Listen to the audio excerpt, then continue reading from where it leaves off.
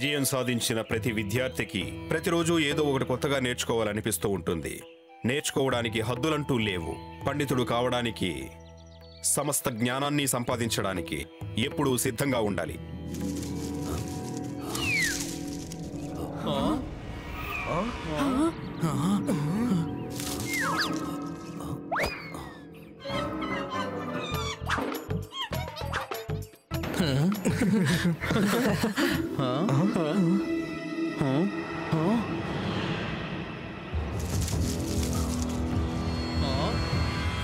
గురుదేవా, చెట్టు మీద చూడండి.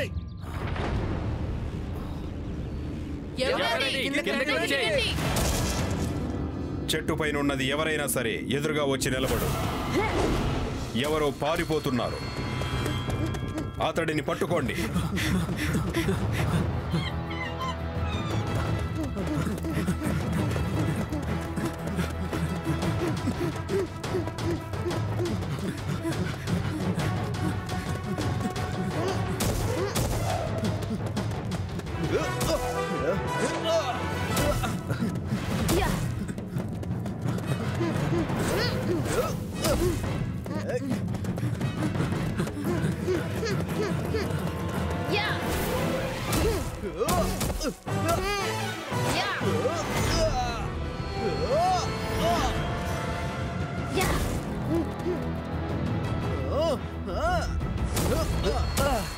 అర్జున, ఆ బాలుడు గురుదేవుని చంపడం కోసం వచ్చాడంటావా?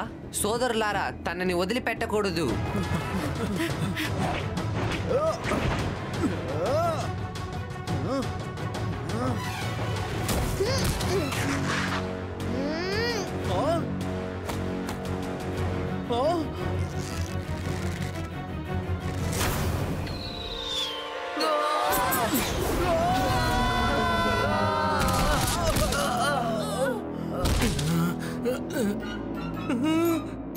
అన్నయ్య!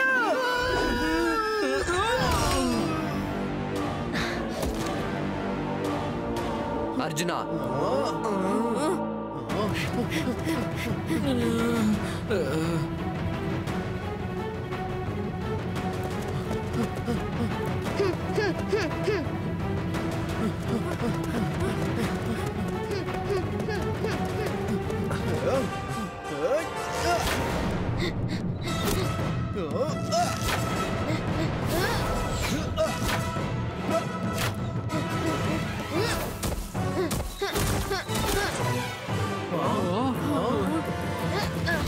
ఆగిపోలేకపోతే బాణం నీ మీదకి వస్తుంది. నిప్పుల భస్మం అయిపోతావు. ఏదైనా సరే నేను నీకు చివరిగా చెప్తున్నానని అర్థం చేసుకో, లేకపోతే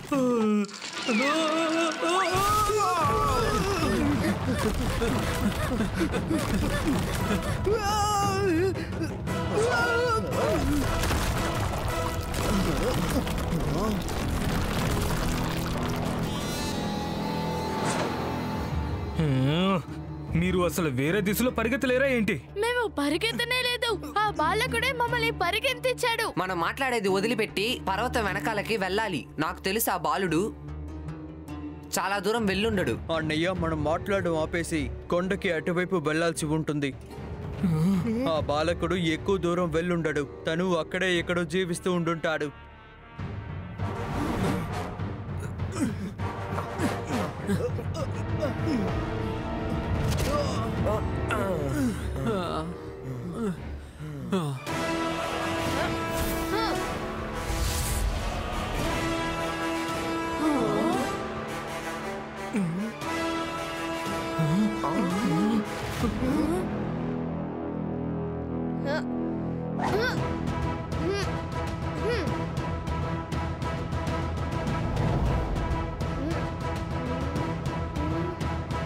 ఆ బాలుడికి భయం అనేది కొంచెం కూడా లేదు.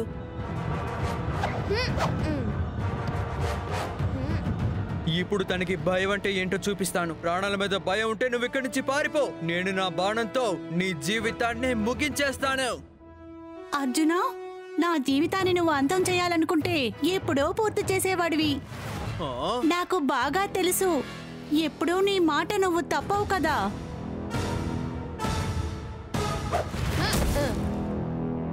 మీరెవరూ కూడా ఇటువైపు రావడానికి ప్రయత్నించకండి. మీరలా ప్రయత్నిస్తే నేను ఈ కత్తితో ఈ తాడును కోసేస్తాను. ఇప్పుడు భయాన్ని చూపిస్తా.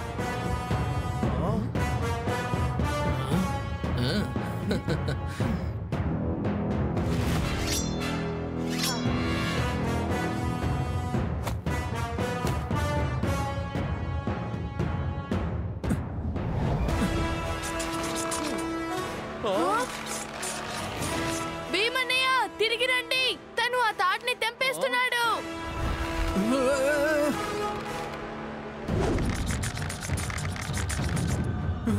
ఆగు, నేను తిరిగి వెళ్ళిపోతాను.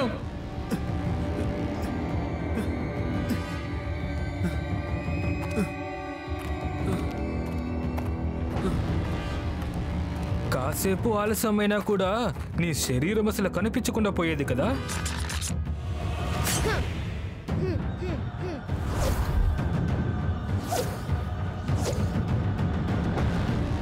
ఇప్పుడు తాడు ఇక్కడ లేదు.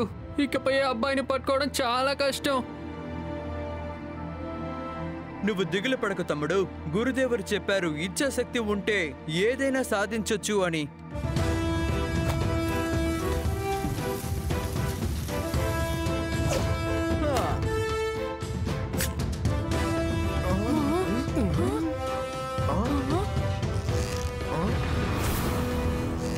అర్జున, నీ ప్రతిభ మీద మా అందరికి ఏ సందేహం లేదు. కానీ అంత దూరం వెళ్ళడానికి ఈ తాడు చాలా చిన్నగా ఉంది. అన్నయ్య, మీరు సరిగ్గా చెప్పారు. నేను 10-15 అడుగులు ముందుకు వెళ్లి బాణాన్ని విసిరితే అక్కడున్న రాయి తప్పకుండా కింద పడిపోతుంది. మీరందరూ బాగా పథకం వేస్తున్నట్టున్నారే. 15 అడుగులు ఎందుకు, 25 అడుగులు ముందుకు వెళ్ళండి. అప్పుడు బాణం ఖచ్చితంగా నీ గురిని తప్పకుండా ఉంటుంది. సరిగ్గా చెప్పావన్నయ్య.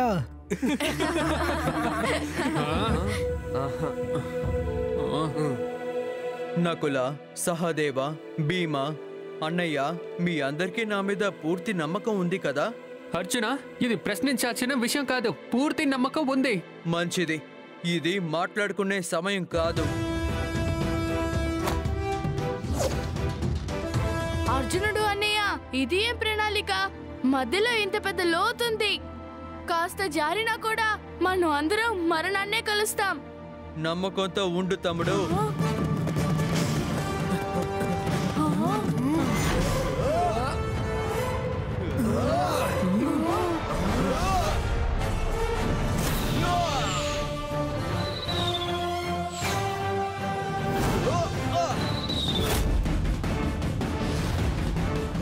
అర్జునుడు అన్నయ్య!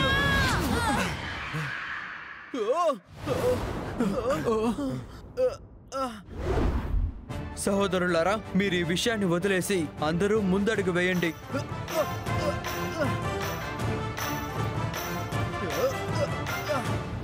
అన్నయ్య దుర్యోధన, ఇప్పుడు మనకిది పెద్ద సవాల్ అయ్యింది.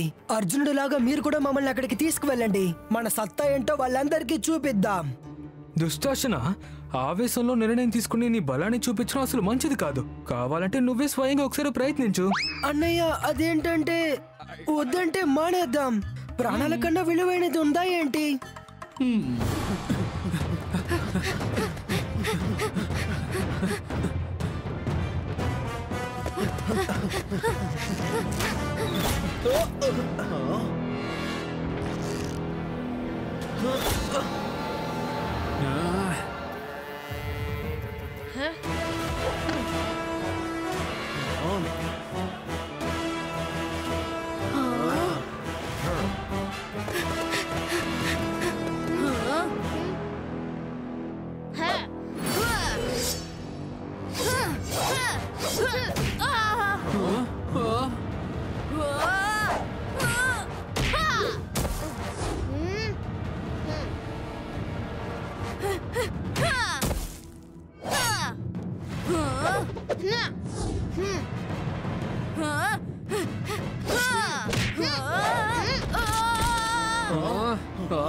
చాలు నీ ఖడ్గో ఆట.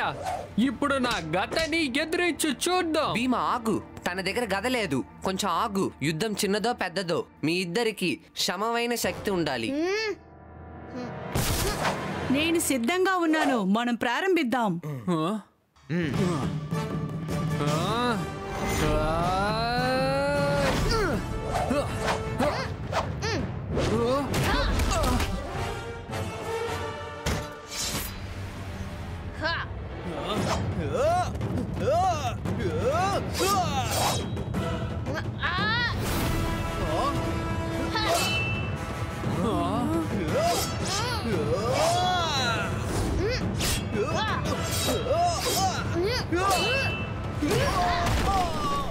అర్జున,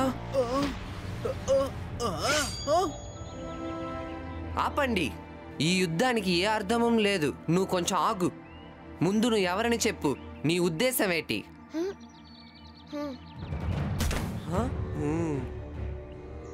సరే, నువ్వేం చేస్తున్నావు? ముందు లెగిసి నీ పేరేంటని చెప్పు. నా పేరు అజింగ్య.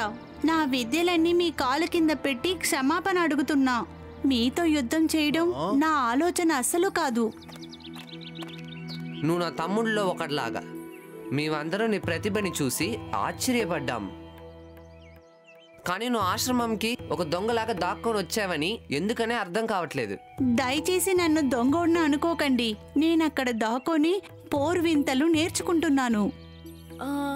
కానీ దాక్కుంది, అది ఎందుకు? ఎందుకంటే నేను విన్నంత వరకు గురుదేవుడు ద్రోణాచార్యారు రాజవంశానికి చెందిన వారికి మాత్రమే విద్య నేర్పిస్తారు. నేనొక సాధారణమైన బాలుణ్ణి. నువ్వేమంతా విన్నావో అదంతా మొత్తం తప్పు మిత్రుడా. గురు ద్రోణాచార్యని ఎవరు వెతుక్కొని చాలా నమ్మకంగా చదువుకోవడానికి వస్తున్నారో వాళ్ళు ఎప్పుడు మోసపడవదు లేదు. వాళ్ళు ఏమనుకుంటున్నారో అది జరుగుతుంది. అతని చూపులో శిష్యులంటే శిష్యులు మాత్రమే, ఒక యువరాజుడు కూడా. నువ్వు మాతో ఆశ్రమంకి రా. గురుదేవా, గురుదేవా, మేమీ దొంగోడిని పట్టుకోవాలని అనుకున్నాం. కానీ తను తప్పించుకుని ఇక్కడి వరకు వచ్చాడు. మీరు తనని అస్సలు క్షమించకూడదు గురుదేవా. ఇతను ఏ తప్పు చేయలేదు కదా, ఎందుకు క్షమించాలి? ఇతడి పేరు అజింగ్య. గురువా, నా ప్రవర్తన కోసం క్షమాపణ అడుగుతున్నా. అజింగ్య, నీ పేరుకు అర్థం తెలుసా నీకు? అజింగ్య అంటే అపజయం లేనివాడు. యుధిష్ఠిరుని నీ గురించి అన్ని విషయాలు చెప్పాడు. నువ్వు నీ ప్రతిభల్ని ఎలా చూపించావనే దాన్ని. నీలాంటి శిష్యుడు లభించడం ఎటువంటి గురువుకైనా ఆనందదాయకం. నువ్వు నీ మనసులో ఉన్న విషయాన్ని పూర్తిగా బయటికి చెప్పు. నేను రాజవంశీయులకు మాత్రమే విద్య నేర్పిస్తానని. నా ఆశ్రమంలో జ్ఞానబోధ మాత్రమే జరుగుతుంది. జ్ఞానం నేర్చుకునే వాళ్ళకి ఎప్పుడూ తెరిచే ఉంటుంది. నాకు సంతోషమే. నీకు అనుమతినిస్తున్నాను. ఇక నుంచి నువ్వు కూడా ఈ ఆశ్రమంలో విద్యార్థిలా ఉండొచ్చు. విద్యని నేర్చుకోవచ్చు. మీకు కోటానే కోట్లు వందనాలు గురుదేవా. పాండవర్లారా, నేను మీకు మనస్ఫూర్తిగా వందనాలు చేస్తున్నా.